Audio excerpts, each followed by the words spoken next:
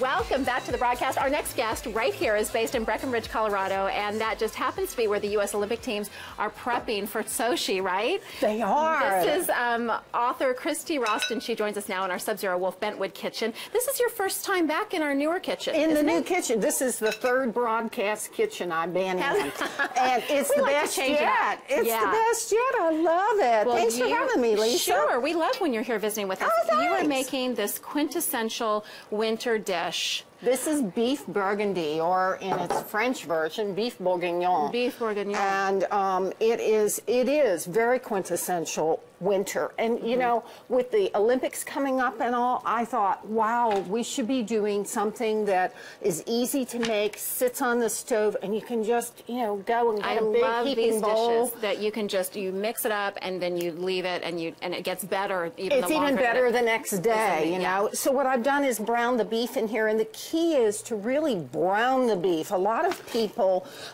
just put their meat in and they start stirring, but if you do that, you steam the meat. And what you want to do is, I'm adding onion, by the way, and carrots. And what you want to do is to allow the meat to actually sit there and get brown on the bottom, because then it sticks to the pan. And when you have, and this is a enamel cast iron, which conducts heat beautifully. You do that with a little bit of olive oil? Just a tiny bit of olive, not yet. I do salt and pepper later, because this is going to reduce and all. You don't want to concentrate those flavors too much until later. So anyway, when it browns on the bottom of the pan, then you're concentrating all that flavor in there too. All that good stuff. Yes. And that creates a beautiful sauce. So then we've added the onions and carrots, and could you stir that for me, would love please? To, yes. Thank you. And when they start to soften, especially the onion, after about, 3 or 4 minutes, then you add in some chopped garlic. And I'm being sure to scrape some of the stuff off the bottom and get that on the veggies, because it's so good. And as the onions soften and the carrots begin to soften a little, they release juices, which will help in that process. But I love cooking with a real cook. It's really great, Lisa, because you know exactly what you're doing. That's the nicest thing anyone said to me. At least today. Today, yes. So then I've got the garlic. I add this in. It's going to add lots of beautiful flavor, and of course goes all through the house. This is one of those things that you cook for your family.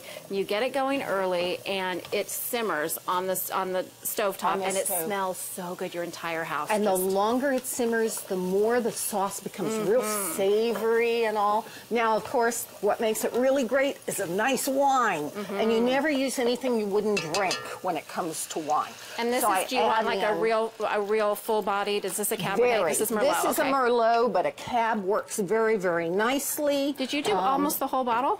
Well, no, I actually. I'm like, this is I my drank kind of the other recipe. half. I drank the other half I used in the one that's already on the stove, ready to go.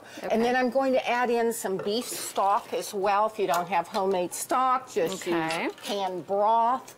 And one thing I don't have in the recipe, but that I love to add in, and I'm going to grab your spoon for just a sec, is just about a tablespoon, there you go, of ketchup. This is actually tomato puree. Okay. And it just adds denseness and richness to the sauce. And then you go ahead and let that simmer with the beef that's already been cooked. And see how nice and brown and toasted it is. And it's got some and of it's the got juice still beautiful in it. juices in there. So we add that back in. And really, that's pretty much all you do for about an hour or so. And you just let it come to a boil, and then turn it down, cover it, and simmer and it's it, gonna thicken. and let it go. So, I'm adding just a couple little celery tops. The leaves have great flavor, so I like to throw those in. Let's get a shot, if we can, on top of it, because I want people to see how. Don't worry that it's very liquidy. Yes, because it's very really thin. going to thicken. That's right. And then I have a bouquet garni. So I have fresh parsley. I have some thyme, and it says marjoram in the recipe. recipe, but my market didn't have any, so I have some fresh oregano in here. Okay. These are all going to add great flavor. They will cook down completely, and boom, you just have this incredible, so densely, richly, winey kind of dish. I think I decided what I'm making everyone for dinner tonight. Oh, it's, you know, and it doesn't take long. I mean, an hour and a half, 2 hours, this is done. But it also can sit on the stove for a nice long time and just very slowly simmer. Can you do it in the oven? Can you get it started on the stovetop and then stick it in your oven? You know, you really could. And that would work. I haven't done it that way, but especially if you're using like cast iron that just goes from one to the other, that would work real well.